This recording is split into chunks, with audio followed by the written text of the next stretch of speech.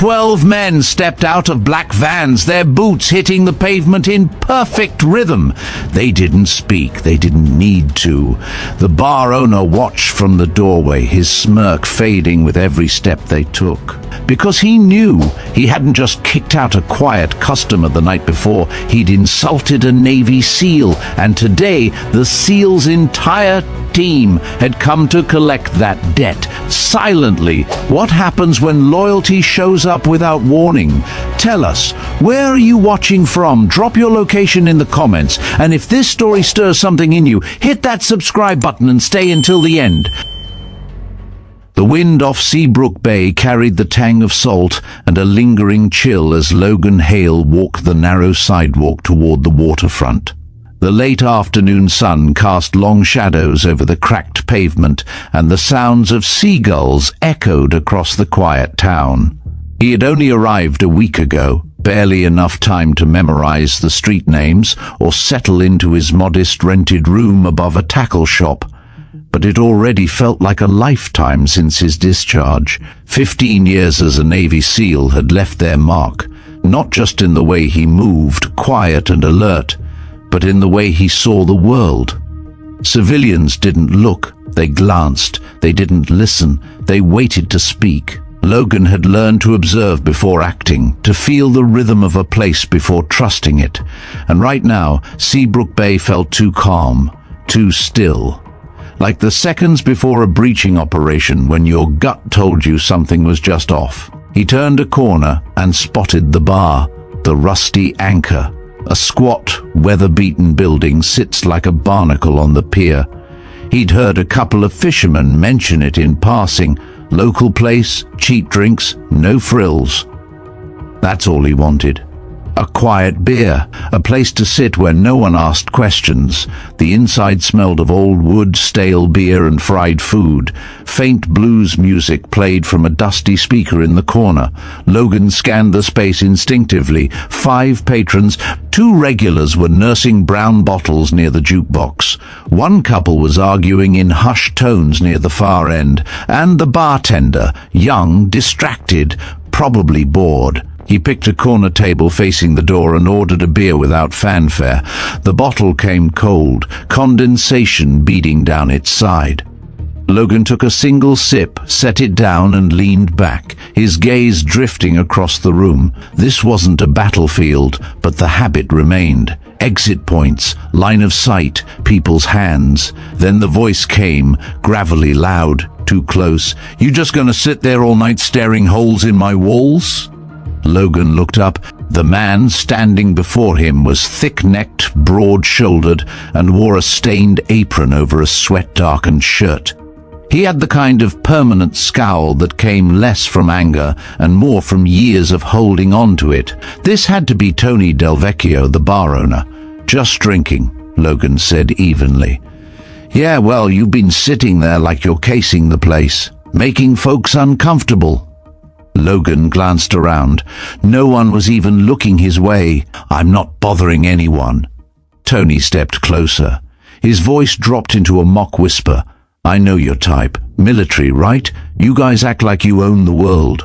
Always ready to snap." "I've had trouble before. Not again." Logan's jaw clenched slightly.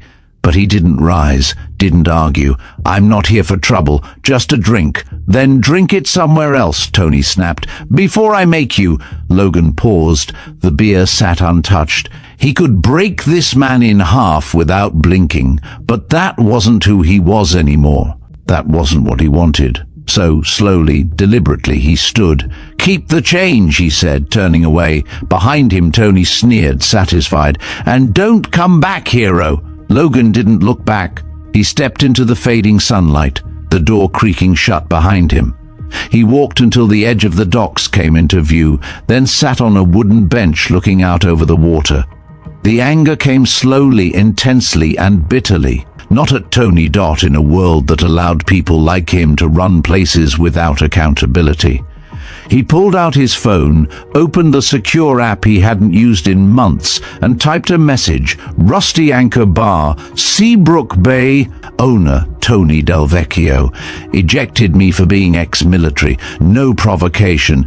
Just for your information, Logan, he didn't expect a reply. He wasn't looking for revenge. He just needed to vent to someone who'd understand, someone who knew what it felt like to go from being respected in every room to being treated like a threat in your own country. That night, Logan sat alone in his room above the tackle shop, the sound of boats clinking in the harbor below.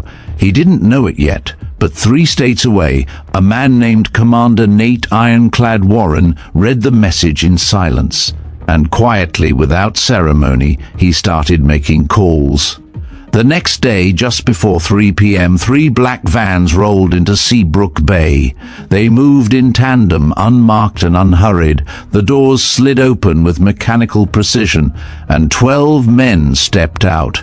Locals across the street paused their conversations. Something about the way they moved, controlled, silent, powerful, made people instinctively get out of the way. They wore jeans, t-shirts, and boots. Some had hats pulled low, but there was nothing casual about them. They didn't talk. They crossed the street, and they walked straight toward the rusty anchor. Inside, Tony Del Vecchio was polishing glasses, whistling a tune he couldn't name. He looked up as the bell above the door jingled, and froze. The first man through the door was tall, lean, with sharp eyes and the air of command. Nate Warren. Behind him, 11 more filed in, fanning out silently. They didn't take seats, they didn't order drinks, they just stood. Tony's mouth went dry. "Can I help you, fellas?" Nate tilted his head. "You kicked out Logan Hale yesterday." Tony blinked. "I don't know who that is." Nate stepped closer. "Yes, you do." The silence thickened. One of the men, a mountain called Moose, cracked his knuckles softly. The sound echoed.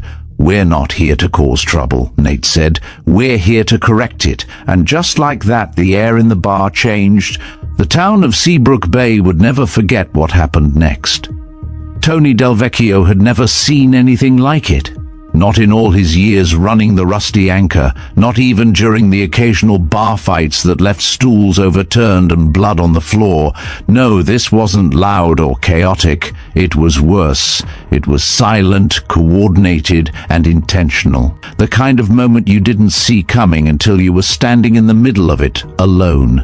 The 12 men didn't blink, didn't move. Their eyes pinned him to the spot like a nail to a board. Nate Warren, the one in front, the one who'd spoken Logan's name with quiet steel, hadn't raised his voice. He didn't need to. Authority radiated from him like heat from asphalt. Tony could feel his throat tightening. "I'm not sure what you want from me," Tony stammered, trying to laugh but failing. "Look, I don't want any trouble." Nate raised an eyebrow. Neither did Logan. Tony opened his mouth to respond, but no words came. The bouncer, who had just stepped in for his afternoon shift, took one look at the group and immediately retreated to the far end of the bar, pretending to polish glasses. Even he wasn't foolish enough to intervene. "We came to give you a chance," Nate continued, "to acknowledge what you did, to make it right." "Look," Tony said, backing toward the bar. He was acting weird. Staring too much. "I didn't want any problems, that's all." Moose took one step forward. Just one.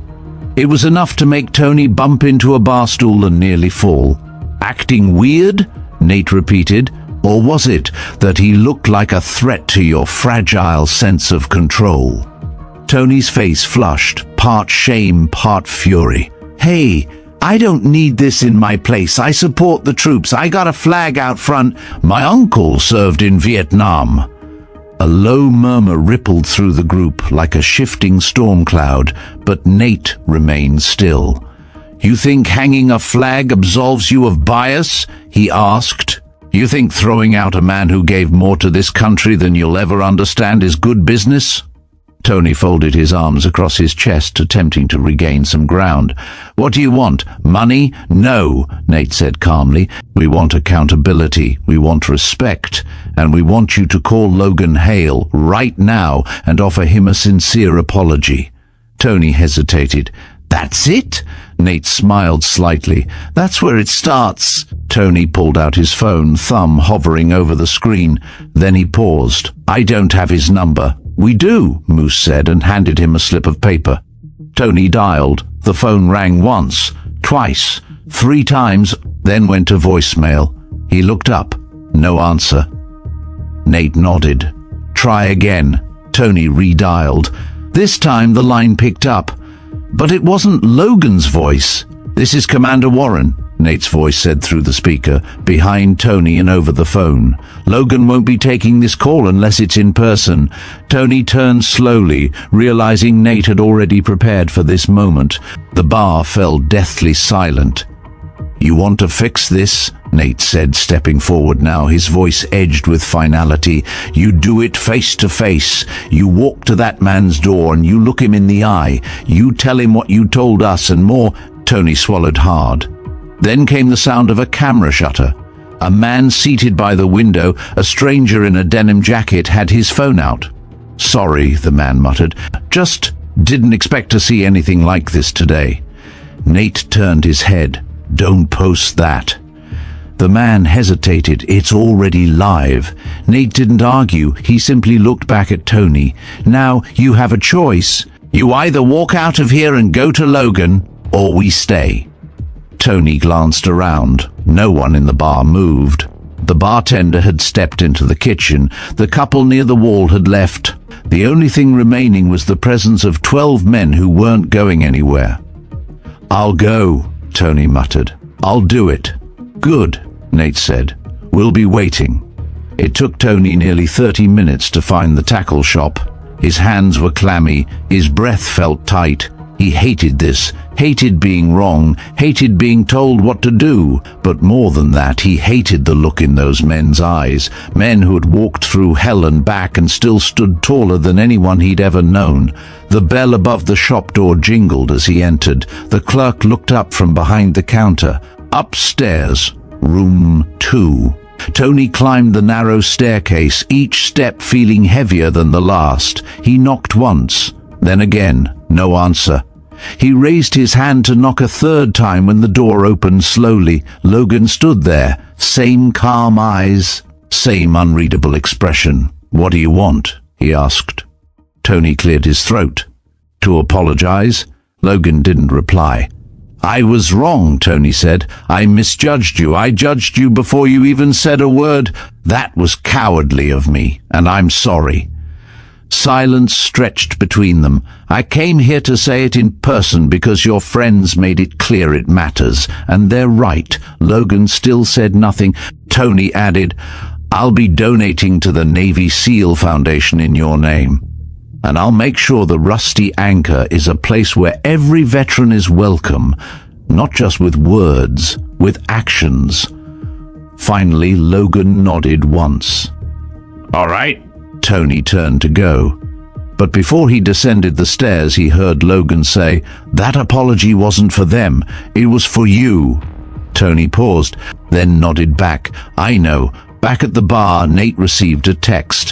One word, done. The team didn't celebrate. They didn't cheer. They simply stood and exited the Rusty Anchor, just as silently as they had entered. Seabrook Bay watched them go, unsure what they'd just witnessed, but certain it would be remembered.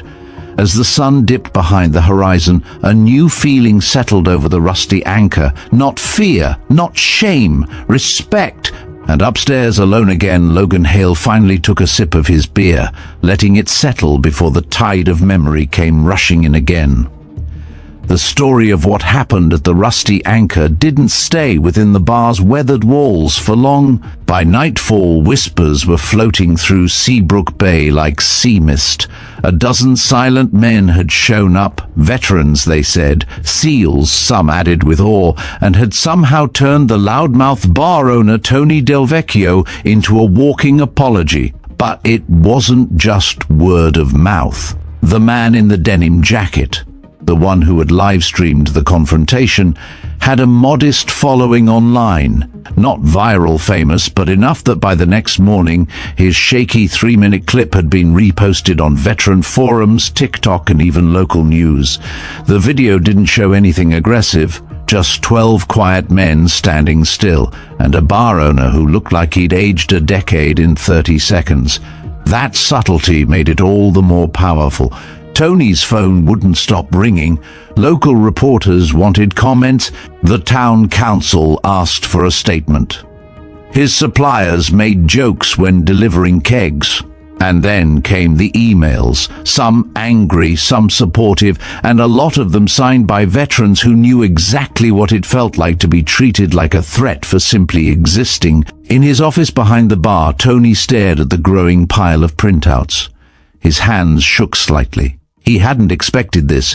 He thought it would be over after the apology. But now it was bigger than him, and he didn't know how to control it. His eyes landed on the donation agreement Doc had drafted, a formal pledge to give $15,000 to the Navy SEAL Foundation. It was more than Tony had wanted to give, but less than what Ironclad had first suggested. Negotiations had been quiet but firm. Moose had just stood nearby the whole time, saying nothing. That alone was persuasive. Now, Tony had a PR crisis, or maybe a redemption arc. He wasn't sure which yet. Elsewhere, Logan Hale didn't follow the trending video. He didn't use social media. He'd gone for a long run that morning, out along the crumbling pier, then past the bluffs outside town, where pine trees rustled in the wind and memories couldn't follow him so easily. He wasn't trying to be a hero. He wasn't trying to make a point. He just wanted a beer. But the world didn't let men like him disappear so easily anymore. A knock came at his door around noon. He opened it to find Moose standing there with a six-pack and a nod. "You in the mood to sit?" the big man asked. Logan hesitated. "Not particularly." "Good, we're doing it anyway." They sat on the docks, said little, watched gulls swoop and dive. Logan finally broke the silence. "I didn't ask for any of that." "I know," Moose replied. "You think it helped?" Moose shrugged. "Doesn't matter. It wasn't about help, it was about truth." Logan looked at him. "And what's the truth?" "That you're still our brother, even if you want to be left alone."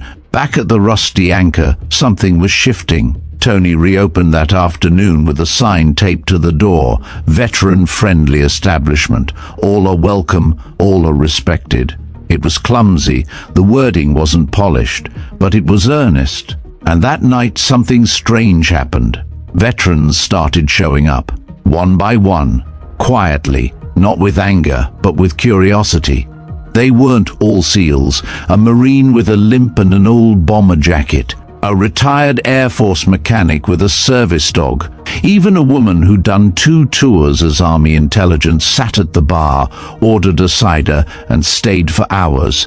They came not because Tony invited them, but because they had heard. Tony didn't try to control it. He just served drinks, asked names, thanked them for their service without making it a performance. There was no military discount, no marketing spin, just presence. By the third night, a small corner of the bar had unofficially become the vet table. No signs, no announcements, but that's where they sat. That's where Moose and Doc returned too, blending in like they'd always been part of the town. And Logan, he didn't show up. Until the 4th night, he stepped in with little fanfare, wearing the same faded baseball cap and neutral grey t-shirt. Tony saw him and straightened, unsure whether to offer a greeting or give space. Logan walked to the bar, sat in the same seat as before. Tony approached slowly. "Same beer?" Logan nodded. Tony served it, not for free, just with quiet, respectful service. The bar felt still. Then Moose raised his glass from the vet table. Doc followed. The others clinked their drinks, a silent toast. Logan didn't smile, but he raised his bottle in return. That was enough. Later that night, Logan lingered after closing. Just him, Tony, and a few final chairs being stacked. Tony wiped the bar with a towel and said, "You know, I never saw what was in front of me, just saw what I was afraid of." Logan didn't respond at first. Then he said, "Fear makes cowards of all of us. The difference is what you do after." Tony nodded. "I'm trying." "Trying counts," Logan said. Outside, the wind had picked up. The bay was restless, the tide tugging against the pilings. Logan stepped out, hands in his pockets, and looked out across the water. Moose appeared beside him a moment later. "You coming back tomorrow?" he asked. Logan considered it. "Maybe." "Good," Moose said. "The table's not the same without you." In the shadows, someone snapped a photo, not for the internet, not for a story, but for memory, the outline of two men against the water, silent, side by side. And in that stillness, something unspoken passed between them. Healing. The next morning, local paper The Seabrook Sentinel ran a headline, "From Bar Brawl to Brotherhood, How One Town Faced Its Reflection." The article, penned by a young journalist named Harper Lee Whitman, had quotes from other veterans, town council members, and even a brief statement from Tony. But what made it powerful were the final paragraphs. He came in alone, left alone. But the space he left behind was filled with something larger. Not fear, not pity, but the kind of respect that only silence can earn. You can't see brotherhood, you can't manufacture it, but if you're lucky, sometimes you can witness it.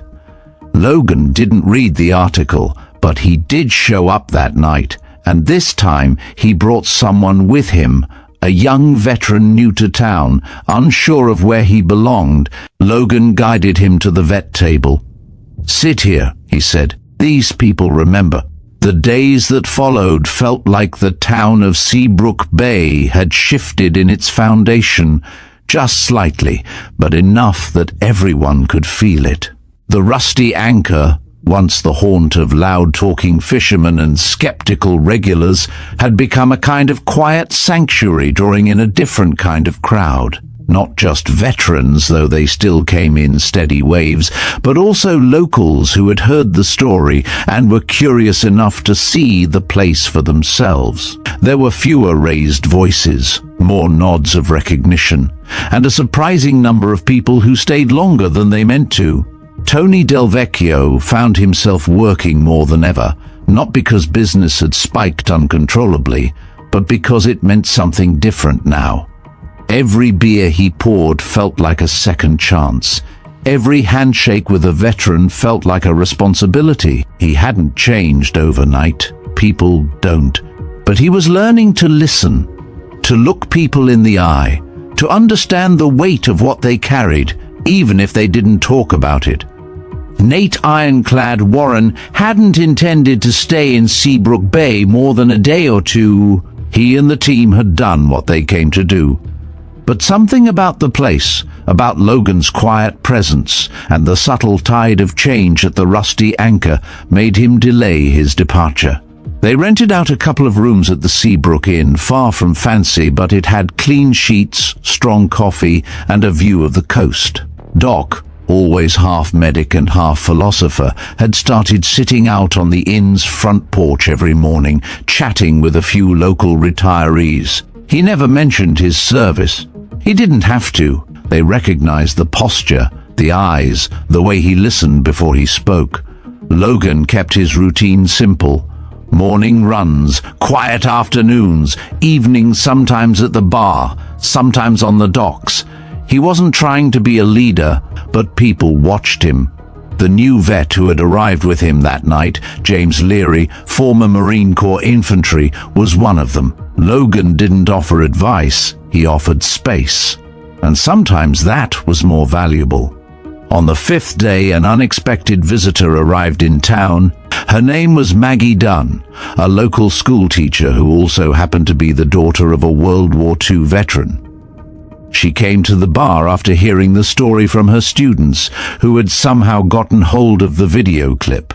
She walked in with a faded photograph of her father in uniform and asked Tony if she could leave it on the wall, not as decoration, but as a reminder. Tony said yes. By the end of the week, a dozen more photos joined it, uncles, grandparents, siblings, a collage of service that slowly took shape near the back of the bar, unofficially dubbed the wall. No one advertised it, but people noticed. One night, as the bar filled with its quiet new energy, Logan sat with Ironclad at the corner table. They hadn't spoken much since the day the team arrived. Logan finally broke the silence. "You didn't have to come, I know, but you did." Ironclad took a sip of his drink, set it down carefully. "You think Brotherhood ends because the mission did?" Logan exhaled slowly. "Sometimes it feels like it did. Feels like we were built for something the world no longer needs. Then we build something else," Ironclad said simply. "We don't disappear, Logan. We adapt, just like we always have." That conversation stayed with Logan as the night wore on. He left before midnight, walking through the dimly lit streets of Seabrook Bay, his steps light but his mind heavy. He thought about the men they'd lost, the ones who didn't make it back. The ones who made it back were broken, and the few, like him, who made it back, unsure of who they were anymore. At the edge of the water, Logan paused. The reflection of the moon on the bay shimmered, and a sudden gust of wind rustled his shirt. He felt it then. Not peace exactly, but a kind of grounding. For the first time in a long while, he wasn't drifting. Back at the Rusty Anchor, Tony was closing up when he found a note taped to the inside of the bar's front door. It wasn't signed. Just a simple message: "Thank you for learning. Most don't." Tony stood there for a long time, the note in his hand, the bar empty and quiet around him. Then he folded it gently and slipped it into the pocket of his shirt. That night, the lights of the Rusty Anchor dimmed earlier than usual, but in their place, something brighter lingered. Respect earned, not demanded. A town changed, not through protest or violence, but through the simple, undeniable power of presence, and the quiet echo of boots on hardwood floors that still lived in the memory of everyone who had been there that day. By the sixth day, something had fully shifted in Seabrook Bay. What had begun as a quiet storm within the walls of one waterfront bar had now seeped into the rest of the town like high tide creeping up the shore. Logan Hale noticed it not through headlines or crowds, but in subtler signs, the way people met his eyes longer, with less suspicion. The way strangers nodded first. The way some folks even paused, as if wanting to say something but choosing respect over intrusion. The town was watching, listening in its own way. The Rusty Anchor had become an unofficial meeting point for people who didn't fit into glossy magazine pictures of heroism. It wasn't just veterans now. It was nurses from the VA clinic, a retired fire captain who walked with a cane, and the young waitress named Eliza, who had a brother still serving overseas. She'd been quiet the first few days, but now she started bringing old photos and listening intently when Moose or Doc spoke about their years abroad. For her, it wasn't politics, it was personal. James Leary, the young vet who had arrived with Logan, was opening up more. He started showing up earlier each night, sometimes even helping Tony stock the fridge or rearrange the chairs. Tony didn't ask for it, he just let it happen. There was a rhythm forming, not rehearsed but real. People came, stayed, and left a little different. On the seventh evening, Tony did something unexpected. He held a small, informal gathering at the bar. Not an event, not a ceremony, just an open night where anyone could come and share a story about someone who had served. There were no microphones, no flags, just a low hum of conversation and the smell of fried shrimp drifting through the room. Maggie Dunn spoke about her father and how he'd never talk about the war until he was near the end. The Marine with the limp described what it felt like coming home to a place that didn't understand what he left behind. Even Eliza shared a letter her brother had written from a base overseas, thanking her for the peanut butter cookies and the photos of their old dog.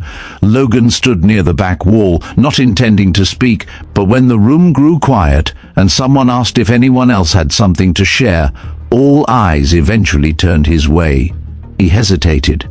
Not because he didn't have stories, but because most of them weren't the kind you told in bars. They weren't neat, they didn't resolve. Still, he stepped forward. "I had a friend," he began, voice low but steady. "We called him Wex. He was loud, sarcastic, and always cracking jokes, the kind of guy who could find humor in the worst places." He paused. "He once made me laugh 5 minutes after an IED blew out our convoy. I didn't think that was possible. The room stayed quiet, no interruptions. He didn't make it back. But before our last stop, he said something that stuck with me. He said, 'If I don't come home, just make sure people don't forget we were real.' Not heroes, not ghosts, just men who were there." He looked around the room. "So this place, it matters, because it means someone remembered. When he sat down, no one clapped, no one needed to That night, as the bar emptied and Tony locked up, Logan stayed behind. He helped put the chairs up, not saying much, but not leaving either. Tony handed him a beer. "On the house this time. You think he'd be proud of you?"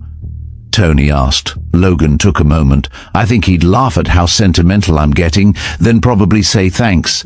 Tony nodded. "For what it's worth, I'm glad you came back in." Logan didn't smile, but his eyes softened. "Me too." Meanwhile, Commander Nate Ironclad Warren had been watching things quietly from the edges. His job wasn't to linger. He was a mover, a fixer, a man who'd built his life around knowing when to insert himself and when to disappear. But something about Seabrook Bay was making that instinct harder to act on. On the 8th day, he called a meeting. Not formal, just a gathering in the back booth at the Rusty Anchor with Moose, Doc, and a few others. "We need to talk about what comes next," he said. "We've stirred up something here, not just for Logan, for a lot of people." Moose leaned forward. "You thinking what I'm thinking?" Ironclad nodded. "This town doesn't have a real veteran center. The closest one is 40 miles out. The folks coming here every night, they're not just drinking, they're looking for something." Doc added, "Structure, camaraderie, a place to be seen. This bar's doing more for them than a federal building ever could." Nate looked at Tony, who had just walked over to refill their water pitcher. "What would you say if we pitched the idea of expanding?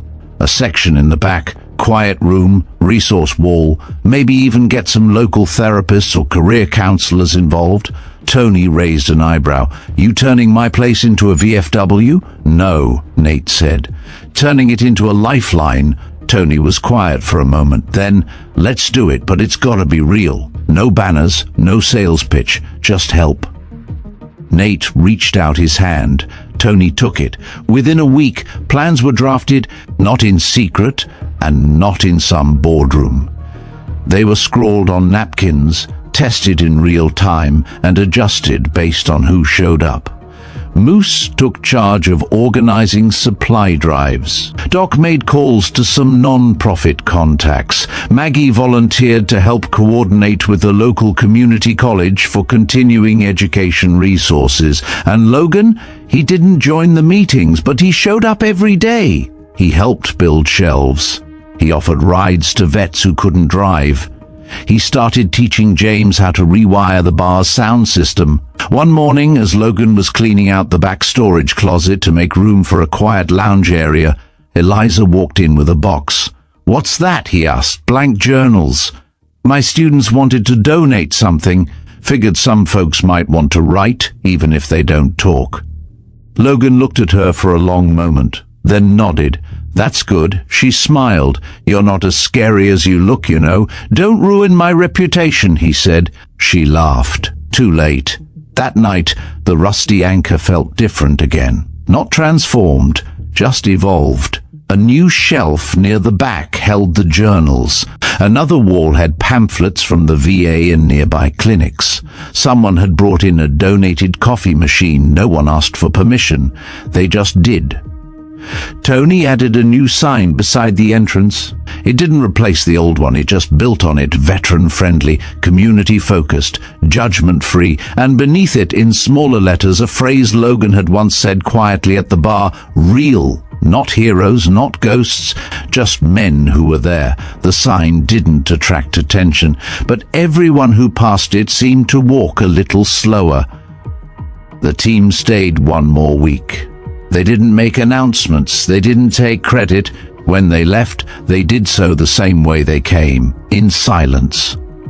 But they left behind something permanent, not brick, not mortar, belonging.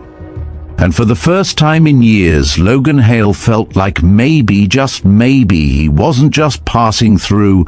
After the SEAL team quietly departed Seabrook Bay, the town didn't revert to what it had been. The men may have left, but what they'd started remained. A shift in how people walked, how they talked, how they treated one another. The Rusty Anchor, once a bar where people passed time, had become something else entirely, a sanctuary for stories, a crossroad for broken pasts and hopeful futures. Logan Hale didn't speak of what it meant to him aloud. He didn't need to. Every time he showed up to help wire a speaker, rearrange tables for the next Veterans Roundtable, or simply sit at the bar and listen to the quiet hum of life, it was clear enough. James Leary had found a rhythm. He now worked part-time at the bar, earning enough to stay local while saving to pursue a degree. He'd started mentoring a high school kid who had dreams of joining the service. The kid's name was Darnell, barely 17, wide-eyed and full of questions. Logan watched the two talk one night and nodded silently, like passing a baton without words. The community room in the back of the Rusty Anchor was now functional, not glamorous, not polished, but it had couches, a couple of battered bookcases, and the smell of fresh coffee every morning. Veterans came and went throughout the day. Some only stayed 5 minutes, others spent hours. There were pamphlets on PTSD resources, job retraining, and housing contacts. Eliza helped organize everything, quietly becoming the soul of the space. One Thursday afternoon, while Logan was fixing the latch on one of the windows, a woman appeared in the doorway of the community room. She wore a grey cardigan, had her brown hair pulled back, and clutched a manila envelope tightly in her hands. Her eyes flicked across the room before settling on Logan. "You're Logan Hale?" she asked. Her voice was soft, almost rehearsed. He stood up, wiped his hands on his jeans. "Yes, my brother was Wexler. David Wexler." The name struck like a bell in his ribs. Logan didn't move, didn't breathe for a second. "I saw the article in the Sentinel. Someone mentioned you spoke about him. I had to come." Logan nodded slowly. "You're his sister." She stepped forward and extended the envelope. "I thought maybe you'd want these. His last letters, the ones he never sent." Logan took the envelope gently. The weight of it felt heavier than paper should. "Thank you." She looked around the room. He would have liked this place. He was always trying to fix things. People, mostly. He did more than fix things, Logan said. He made the worst places bearable. She smiled, her eyes misting. "Then maybe you can help me do something in his name." They sat for hours. By evening, a new idea had taken root, a scholarship in Wexler's name, offered annually to a Seabrook Bay high school student with military aspirations or a sibling in service. Eliza offered to help manage the paperwork. Tony pledged a portion of the bar profits to fund it. James volunteered to speak at the school board. Within 48 hours, the Wexler Foundation had its first 3 backers. Logan didn't plan to lead it. He didn't want to, but he showed up for every meeting. Meanwhile, Nate Ironclad Warren, now several states away, received a call from Moose. It was brief. "The place is holding. Logan's becoming something he never expected." Ironclad smiled at the phone, said nothing and hung up. He knew Logan wouldn't want praise, but he also knew transformation when he saw it. You don't have to declare a mission successful. Sometimes you just know. Back in Seabrook Bay, the town council invited Logan to a community meeting to speak about veteran outreach.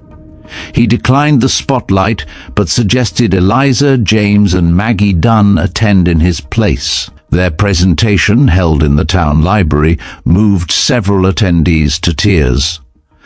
By the end of the week, 2 other businesses in town, an auto shop and a diner, added signs saying veterans welcome always. The diner owner, a woman named Rosetta Bell, had lost her husband in Desert Storm.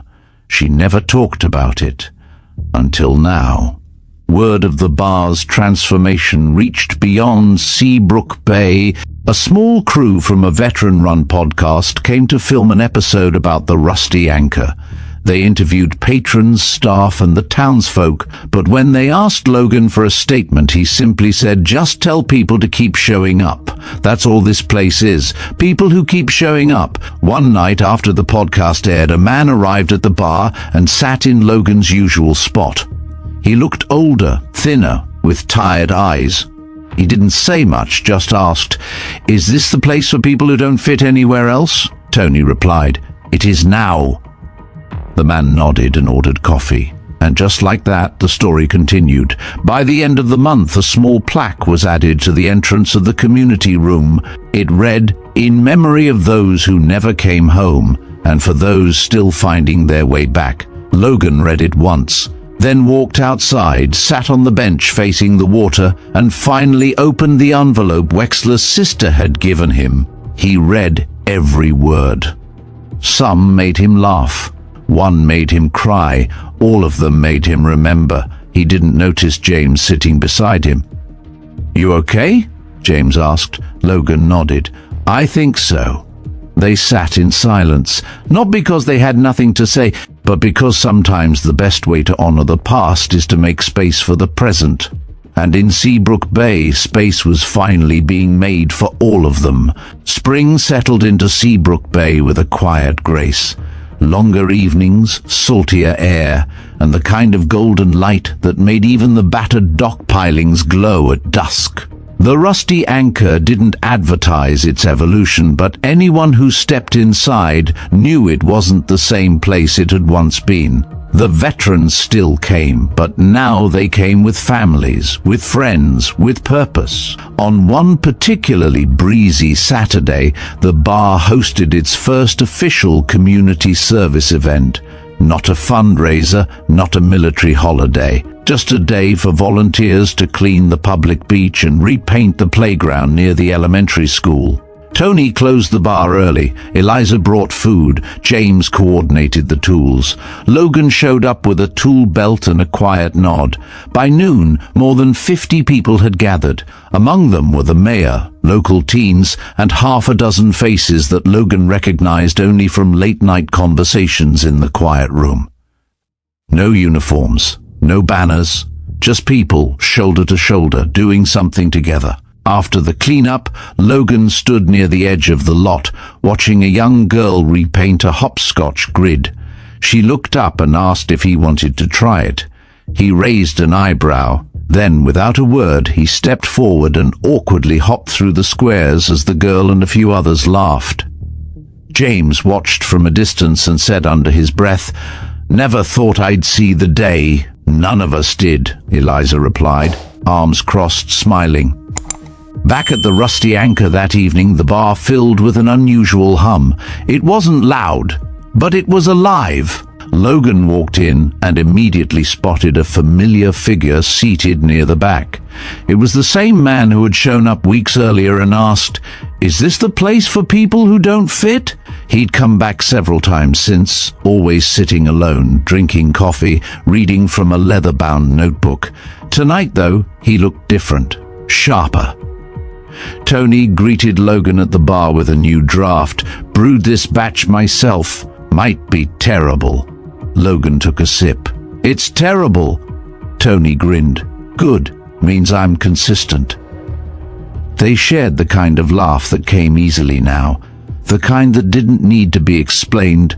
As the night wore on, Maggie Dunn approached the small stage in the corner with a microphone. The stage had mostly been used for open mic nights or soft acoustic sets, but tonight she brought something else. She tapped the mic. "I just wanted to share a quick update. The Wexler Scholarship Fund has officially been approved by the school board. Our first application window opens next month. And thanks to additional donations from the community, and some anonymous ones too, we'll be able to offer 2 scholarships this year." Applause rippled across the bar. Logan, seated near the wall, nodded slowly. It was happening, not because of him, but maybe in part because he didn't walk away. After the announcement, the man with the notebook approached him. "Wexler was in my unit," he said softly. "We weren't close, but I knew him, heard what you said that night." Logan didn't respond. He waited. "I couldn't go to the funeral," the man continued. "I couldn't face it. But this place, it gave me a way to say goodbye." Logan finally said, "Then we did something right." The man nodded, then placed a folded page from his notebook on the table. "It's a poem, for him, and maybe for all of us." Logan took the page, his fingers brushing the paper like it might vanish. He didn't read it right away. He simply held it. Outside, the wind picked up. Eliza was helping close the patio umbrellas when she noticed Logan step outside and stand alone under the awning. She joined him. "You okay?" she asked. "Yeah, just remembering. You're allowed to remember." He nodded. "I just never thought remembering would feel like this.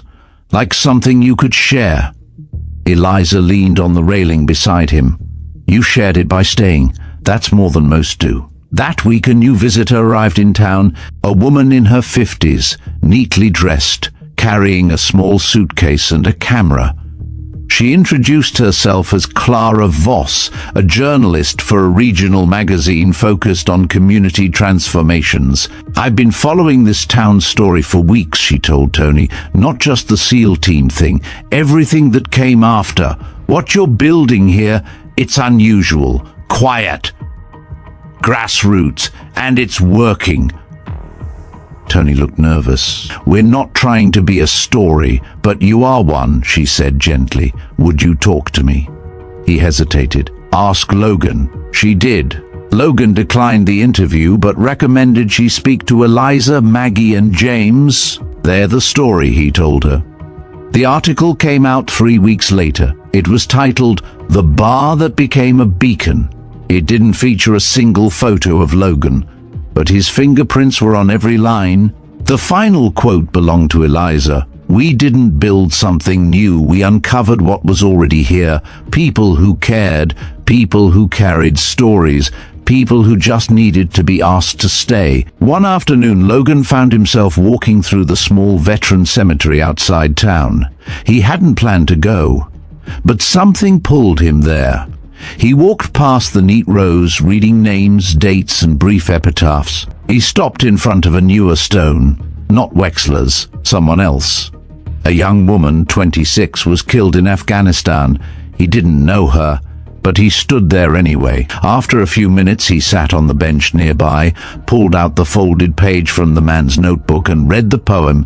"We left as 12, returned as 9, but all of us still march in time. No flag can fold the weight we bear, but in the quiet we are there. Not ghosts, not saints, not myths of war, just men who knocked and found no door." He folded the paper again, put it in his coat. That evening, he returned to the rusty anchor. And for the first time, he picked up the mic. He didn't say his name, he didn't explain, he just read the poem. And when he finished, he said, "For all of them. And for us." No one clapped. They didn't need to. Because in that room, respect didn't sound like noise, it sounded like silence. The summer wind in Seabrook Bay had a different rhythm now, less restless, more intentional. It carried not just salt from the ocean, but the scent of progress, the kind you couldn't see at a glance, but felt in the way the town breathed. And at the heart of it all stood the rusty anchor. It no longer felt like a bar. It was still a place for drinks, sure. Still had the smell of fried fish on weekends, and the occasional creaky floorboard that refused to be fixed. But now it felt more like a harbor, for stories, for memories, for people drifting in from storms they couldn't always name. Logan Hale remained quiet through it all. That was his nature. He still came in the side door, still took the same seat when he felt like staying, and still left before the crowds grew too noisy. But his silence no longer felt like distance. It felt like presence, the kind that didn't demand attention but grounded a room. That month, something new began to form. Tony, with the help of Maggie and a few of the town council members, initiated a mentorship series at the Rusty Anchor. Not formal, nothing required. Just Tuesday nights, where veterans who had found steady footing could sit with those still in transition, over drinks, over coffee, over whatever needed to be said or not said. Logan showed up on the first night. He didn't plan to speak, but when James brought a newly discharged 24-year-old named Brixton Reyes into the room, eyes darting, fists clenched, unsure of the furniture beneath him, Logan knew his role. He didn't ask questions. He just sat across from him and said, "This place takes time." Brixton didn't reply that night, but he came back the next Tuesday, and the next. The town was paying attention. The local paper published follow-ups. The podcast episode continued to gain traction. Offers began arriving from non-profits, corporate sponsors, even television producers. Tony turned down most of them. "We're not selling this," he told Logan. "This isn't a franchise." Logan nodded. "Real things don't need spotlights, but not everything could be turned away." One offer came from a regional foundation that wanted to fund a permanent wellness space behind the bar, one equipped with soundproof walls, soft lighting, and even therapy services. It would remain free, confidential, staffed by veterans or trauma-informed professionals. Tony brought it to the group. "This isn't about making the place fancier," he explained. "It's about building the one room I wish existed when I got out." Logan stood beside him. "Do it." Plans began immediately. Volunteers poured in. Donations too. The people of Seabrook Bay, some of whom had never stepped foot in the Rusty Anchor, now sent tools, tiles, paint. Even a few anonymous envelopes of cash one afternoon as Logan and James worked to install insulation. Brixton approached with a clipboard. "Doc sent these," he said, holding out a set of structural blueprints, said it might help with the sound control. Logan took them. "You good with the drill yet?" Brixton cracked a half smile. "Better than I used to be." Eliza, who had been painting one of the side walls, added, "You're all better than you used to be." By early August, the wellness room neared completion. Maggie was already planning a small dedication event, not a ribbon cutting. Logan had vetoed that. Just an open-door evening where people could walk through, sit for a moment, and know the room existed. And then something happened that no one expected. Tony's father showed up. He hadn't spoken to him in years. The man had been a career army sergeant, hard-edged and traditional, who disapproved of nearly everything Tony had chosen. But somehow, word had reached him about the bar, about the SEAL team, the scholarship, the wellness room. And one hot August morning, Tony walked into the bar to find his father sitting in a corner booth, nursing a coffee, staring at the wall of photos near the back. Tony froze. The man looked up. "Place looks good." Tony approached, unsure. "Didn't expect to see you, didn't expect to come." A long silence. Then, "You did something real here. Took me a while to understand that." Tony sat down slowly. "We're not done." His father nodded. "That's the best part." Later that day, Logan found Tony sitting alone behind the bar, deep in thought. Logan said nothing, just waited. Tony finally spoke. He said he was proud. "First time in my life." Logan said, "You earned it." Tony gave a short, shaky laugh. "Funny how much you can build from one mistake." "You didn't build from a mistake," Logan said. "You built from the choice to fix it." The night of the dedication, the bar was full but hushed. The wellness room's door stood open. Inside, a single lamp cast a warm light over 2 armchairs, a shelf of books and a journal on the table. No one made speeches. Instead, people filtered in quietly, one by one, pausing just long enough to understand why the space mattered. Logan lingered outside the room, not going in. James noticed. "You're not going to check it out?" Logan looked through the doorway. "I don't need to. I know what it is." Brixton stepped out beside them. "Think it'll help?" "It already is," Logan said. Later that night, as the bar wound down, Eliza handed Logan a folded piece of paper. "One of the guests left this. Said it was for you." Logan opened it. "Thank you for not giving up on places like this. And people like me." No signature. He folded it, placed it in his wallet beside Wexler's poem, and sat at the bar. Tony poured 2 glasses, one for each, no words, just presence. And in Seabrook Bay, that was more than enough. September in Seabrook Bay was a quiet sort of golden. The tourist traffic had thinned, the summer noise settled, and the town itself seemed to breathe easier. The ocean still rolled in and out, constant and calm, and the mornings carried just enough chill to remind people that the seasons were shifting. The Rusty Anchor had long since found its new rhythm. The wellness room was now fully operational, and though it saw only a few visitors each day, that was enough. Veterans came in after appointments, sometimes before job interviews, sometimes with no plan at all. Sometimes they just sat, and that was exactly what it was for. Tony had found his groove in the role no one had trained him for. He wasn't just a bar owner anymore. He was a connector of people, of efforts, of lives still coming together. His father had returned twice since their first meeting, not often, but enough. They never said too much, but their silences had softened. Eliza, too, had changed. She now splits her time between her job and working part-time as the unofficial coordinator of all things at the Rusty Anchor. From scheduling quiet hours in the wellness room to organizing speakers for the mentorship nights, she moved through the space like someone who had finally found what she'd been meant to do. And Logan Hale, he stayed. He hadn't meant as... He had told himself it was temporary. That once the team left, once the bar settled, once Tony apologized and the town quieted, he'd move on. But days stretched into weeks, and weeks into a kind of stillness he hadn't felt in years. He started volunteering with a nearby outreach group for returning vets. He helped James apply for a small business loan to open a mechanic shop.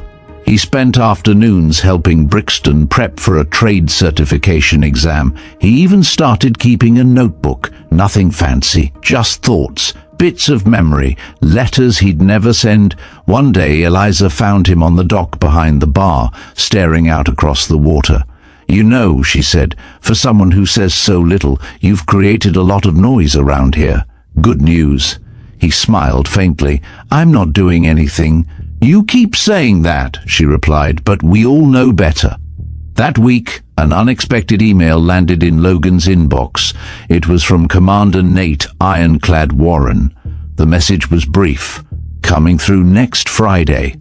Whole team, reunite the unit. No press, just presence." Logan stared at the message for a long time. He hadn't seen most of the team since they left Seabrook Bay. Life had scattered them again. Different cities, jobs, obligations. But they were returning. Not for a mission, just to be. Word traveled fast. Tony quietly reserved the back half of the bar for the gathering. Eliza prepped the guest rooms above the inn. Maggie arranged for a local baker to deliver fresh pies. No banners, no press releases, just a private evening for men who had earned peace and never fully found it. When Friday came, they arrived without ceremony. 3 black vans again, just like that day months before. Logan stood on the sidewalk as they filed out, one by one. Nate led the way, same calm authority in his eyes. Moose was next, still massive, still quiet. Doc brought his ever-present notebook. The others followed, 12 in total, including Logan. They shook hands, clapped backs, shared a few words, but the air felt full with something undeniable. Inside the bar, Tony had kept things simple. The tables were cleared and the lighting was low. No music played, just space. A table was set with drinks and a single sign handwritten by Eliza, "Welcome home." They took their seats without fanfare. They shared drinks, shared glances. Some spoke about the old days, some didn't, but everyone smiled at least once, even Moose. Later, Nate stood, glass in hand. "We're not here to retell old stories, we all carry those. We're here because one of ours stood alone and didn't let the world push him into silence. Logan, you didn't just hold your ground, you built something out of it." Logan didn't respond. He didn't need to. The others raised their glasses anyway, to Logan. To all of us, Logan corrected. The clinking of glasses rang soft and true. After midnight, the team remained. Some talked in pairs, others simply sat in silence. Nate pulled Logan aside out on the back patio. "I thought about staying," Nate admitted, "setting up shop somewhere, but I realized this is your post now." Logan didn't argue. Nate smiled. "You've always been good at holding the line. I just got tired of watching people fall through it," Logan said. "Well, you've turned it into a bridge." In the following days, the SEALs departed again, quietly, efficiently, just as they came. But the town had felt their return. No one said it aloud, but there was a kind of pride that hung in the air after they left. Not fanfare, just depth. And something else remained, a commitment. The team had pooled together a donation, enough to sustain the wellness room for at least 2 years. Tony announced it discreetly. Logan nodded his thanks, knowing what that money really represented. That week, Brixton passed his trade exam. James received his loan approval. Eliza was approached to speak at a regional conference about grassroots veteran support, and Logan, in a rare moment of self-recognition, sat down one evening and wrote a single sentence in his notebook: "Maybe this is what it feels like to come home." The sentence stayed on the page for a long time. One more moment stood out before September ended. Logan had just finished helping Darnell, the high schooler with military dreams, prepare for an entrance interview with a local cadet program. They were standing outside the bar when Darnell asked, "How do you know if you're strong enough for all this?"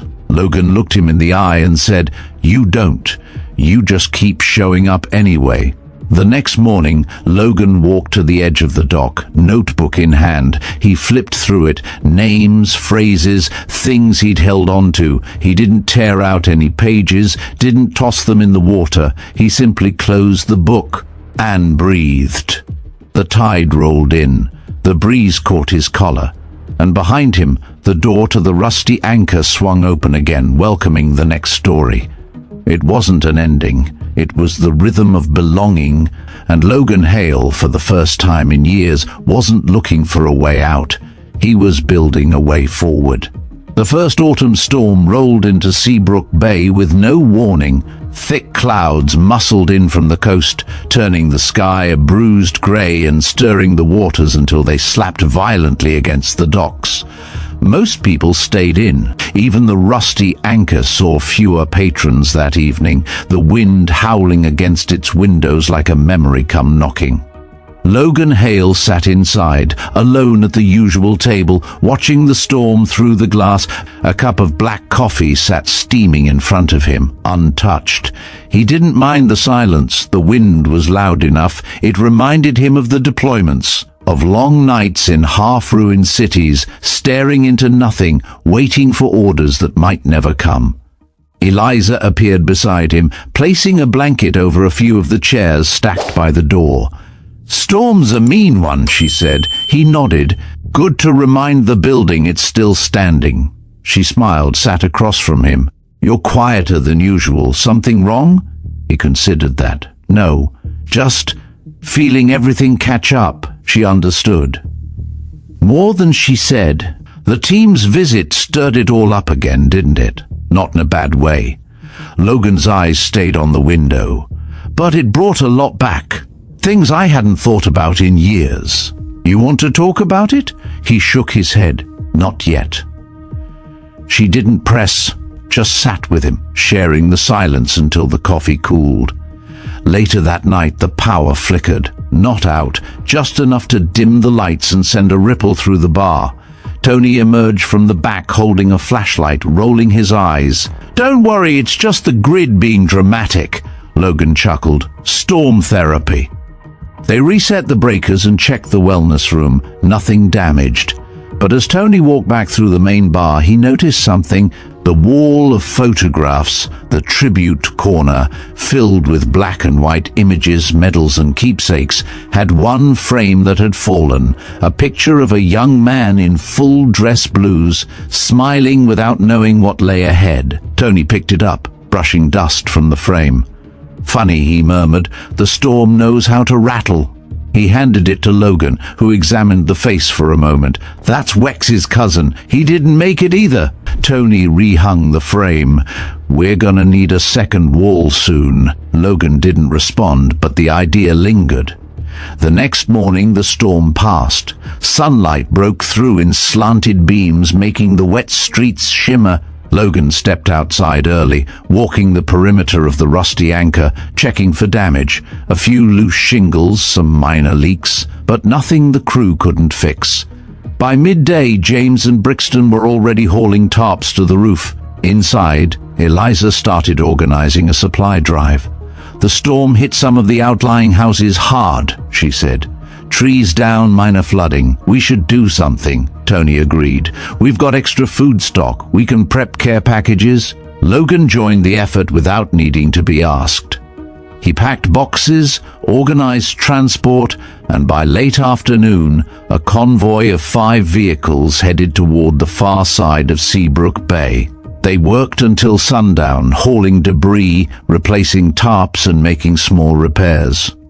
At one house, an elderly woman stood with tears in her eyes as Logan handed her a new heater. "I didn't think anyone would come," she whispered. "We always come," Logan replied.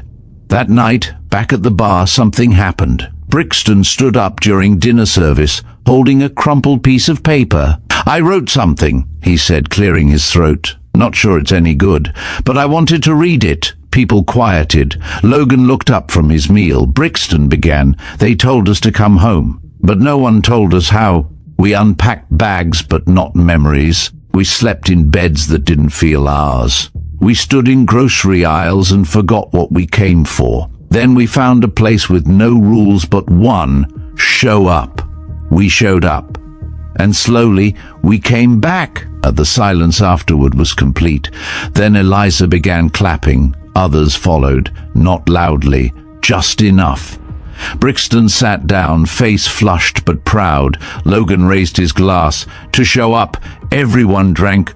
In the weeks that followed, small changes continued. The wellness room expanded its hours. Maggie began hosting a grief circle once a month. Veterans who had once only watched from a distance now walked through the door and stayed. Darnell was accepted into the cadet program. James signed the lease on his new shop. The bar helped cover the deposit, and Logan slowly let himself be seen. He started sharing stories, not war stories, but stories about music, about cities he'd seen, about Wexler's terrible jokes. He laughed more, slept better, carried less. One night, Tony found him seated on the back patio, eyes on the stars. "Didn't think you were into astronomy," Tony said. Logan smirked. "I'm not, just like knowing they're always there." Tony sat beside him. "Feels like this place changed everything." Logan looked at him. "No. It revealed what was already here." Tony nodded slowly. "Still, you held the line." Logan shrugged. "This time the line held me. A letter arrived at the rusty anchor near the end of the month. It was handwritten, with no return address." Tony read it first, then passed it to Logan. "I sat in your bar once. Didn't speak. Didn't stay long. But it changed something. I've started therapy. Haven't had a drink in 6 weeks. Just wanted you to know the silence you created helped me find my voice." Logan folded the letter and placed it on the bulletin board near the wellness room. No label, no frame, just pinned there, quiet and strong. The next day someone added a second letter, then a third. By the end of the week the board was nearly full. And the town of Seabrook Bay knew there are some storms that tear down walls and others that make people stronger together. The last weeks of October arrived with a crispness that made everything feel more real. The air carried a bite, the sky settled into deeper blues, and the trees along the coast ignited with reds and golds that flickered in the morning sun. It was the kind of beauty that asked for your attention, not loudly, but persistently. At the Rusty Anchor, the rhythm held. Even as the days shortened, people still came, the veterans, the families, and the town locals who had made it their second home. But something had begun to shift, not in what the place offered, but in what people brought with them. They didn't come with pain anymore. They came with a purpose. Eliza stood by the wellness room one morning, posting a flyer for a writing night, open to anyone, veterans or not. Words for healing, it said in bold, clean print. Logan saw it, nodded, and moved on. He wouldn't attend. Not because he didn't believe in it, but because his notebook was already full. That same afternoon, Tony gathered a group near the back wall where the old photo display now overflowed.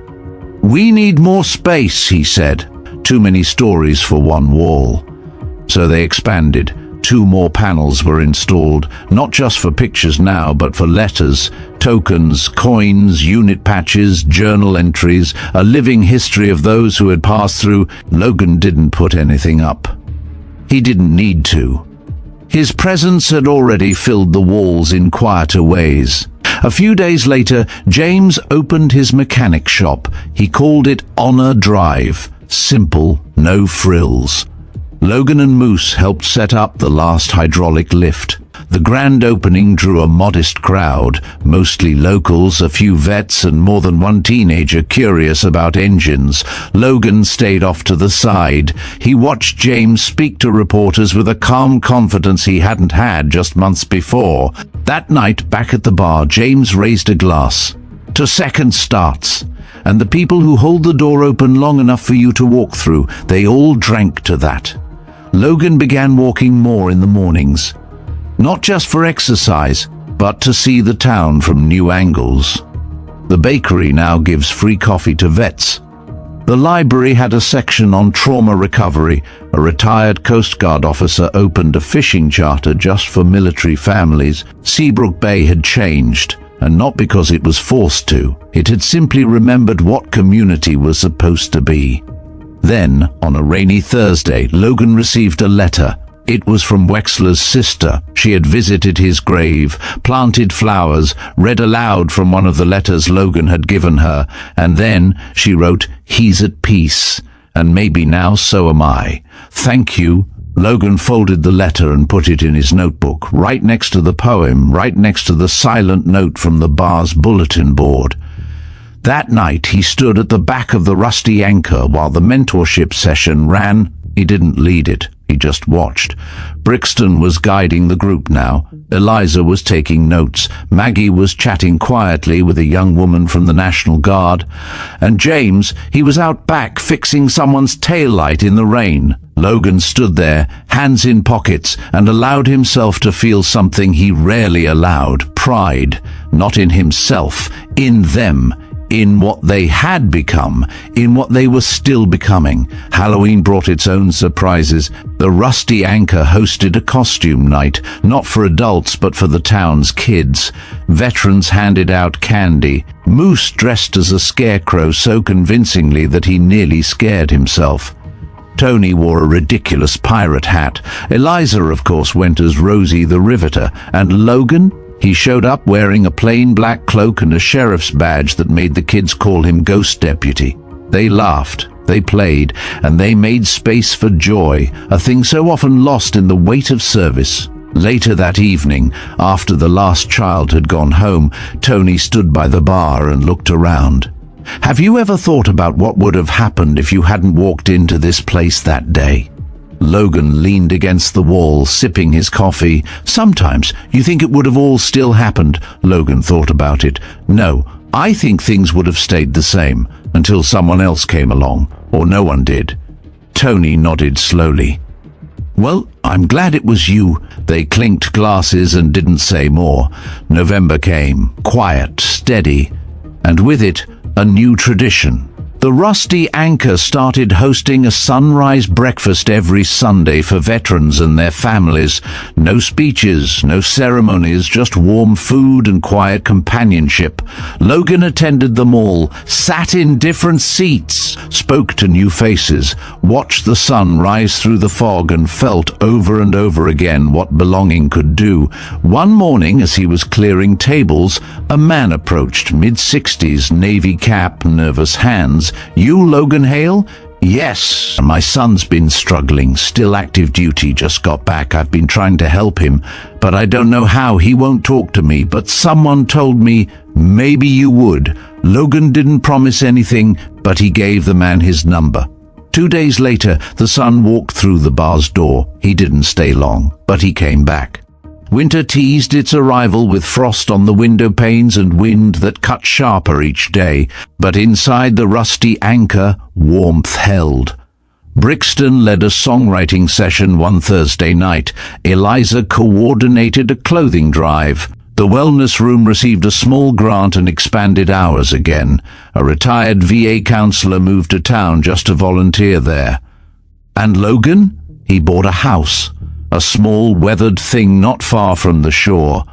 2 bedrooms, a front porch, a shed that needed fixing. He didn't tell many people, but one morning Eliza noticed he wasn't staying above the tackle shop anymore. "Settling in?" she asked. He nodded. "Finally," she smiled. "Took you long enough. I was waiting for a reason." "And?" He looked at her. "I found one." On the final night of November, the Rusty Anchor hosted a candle ceremony. It wasn't publicized, no flyers, just word of mouth. People came with candles. Some wrote names on them, others left theirs blank. Tony stood up front and said, "Tonight, we honor the ones who didn't make it, not just in war, but in coming home, the ones still searching, the ones we carry." Logan lit a candle, set it down, watched the flame flicker in a long line of others. And in that light he saw them all. Wexler, the men who didn't return, the ones whose silence had once echoed too loudly in his chest. He saw them and let them go, because he knew finally why, that they weren't lost. They had simply passed the watch to him, and he had stood the post. The next morning, Logan walked to the shore. The tide was low, the wit-endy sharp. He carried his notebook, heavy with months of thoughts. He sat on the bench, opened it to the last page, and wrote, "We aren't defined by what broke us. We are defined by what we built afterward." Then he closed the book and stayed, not because he had to, but because he wanted to. Because this, finally, was home. Some stories don't end with explosions. They don't finish with courtroom speeches or final gunfights. Some of the most powerful stories end with a quiet breath. A chair is being pushed back, a bar stool left empty, a man choosing to stay. This is not just the story of Logan Hale, a former Navy SEAL trying to find peace in a world that forgot to give it. It's the story of what happens when someone refuses to disappear, when someone walks into a place not to take space but to hold it, to remind others they aren't broken, that they are simply waiting to be seen. The Rusty Anchor started as a forgotten corner of Seabrook Bay, a place where drinks drowned out memories. But over time, with every new voice, every candle lit, every hand extended across a table, it became something more. It became a place of return, of reckoning, of renewal. And Logan? He never asked to be a symbol. He never sought a spotlight. He was a man who had lost too much, carried too long, and asked too little. But in staying, in listening, in refusing to let his silence become absence, he became the center of a movement that never named itself, but changed everything it touched. Brixton found his voice. James found his purpose. Eliza found her calling. Tony found redemption. And Seabrook Bay found a way forward. Because sometimes all it takes is one person who doesn't walk away. One person who says, "I'm not here to fix you. I'm just not leaving." And from that promise, people rise. Veterans returned, not as soldiers but as neighbors. Locals stepped up, not as witnesses but as participants. Walls became spaces for stories. Empty rooms became sanctuaries. Ghosts found names and grief found form, one that could be shared. So if you've ever felt like Logan, sitting alone in the corner, wondering if you still belong anywhere, remember this: you do. You belong in the places you show up for. In your lives, you quietly steady. In the rooms where your presence is the anchor someone else needs. You belong not because of what you carry, but because of who you become when you choose to stay. To everyone watching, thank you for walking with us through this story, for standing in the silence, for believing that healing doesn't require perfection, it only requires persistence. We hope Logan's story stays with you, that the flicker of those candles still lights something in your chest. Because somewhere out there, there's a rusty anchor waiting to become more than just a bar, waiting to become a lighthouse, a watch post, a home, and maybe, just maybe, you're the one meant to hold that space. If this story moved you, we'd love to hear from you. Drop a comment below, tell us what parts spoke to you most, and if you believe in quiet heroes and second chances, don't forget to like and subscribe. We've got more stories waiting to be told, and who knows, maybe the next one is yours. Until then, keep showing up and keep holding the line.